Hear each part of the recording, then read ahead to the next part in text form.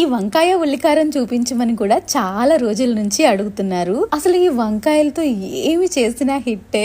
దాంట్లో ఇదొక రకం వంకాయ ఉల్లికారం. అబ్బబ్బబ్బా ఎంత బాగుందంటే తింటే వదిలిపెట్టారు. ప్రాసెస్ లోకి వెళ్తే ఇక్కడ నేను 350 గ్రామ్స్ గుండ్రపు వంకాయలు తీసుకున్నాను. మొన్నేదో వీడియోలో నా వంకాయలు చూసి నేను ఎక్కడున్నానో కూడా చెప్పేస్తున్నారు. కానీ ఈసారి కొంచెం బెటర్ వంకాయలు దొరికాయి. ఇలా గుండ్రపు వంకాయలతోనే కాదు, పొడుగ్గా ఉండే వంకాయలతో కూడా చేసుకోవచ్చు. వంకాయలకు ఇలా గాంట్లు పెట్టి ఉప్పు వేసిన వాటర్ లో వేసి మసాలా కోసం ఒక పెద్ద ఉల్లిపాయను తీసుకున్నాను. దీన్ని ముక్కలుగా చేసి ఒక మిక్సీ జార్ లోకి వేసి నెక్స్ట్ 4 వెల్లుల్లి రెబ్బలు, జీలకర్ర, సాల్ట్, కారం వేసి కచ్చా పచ్చా మిక్సీ చేసుకోవాలి.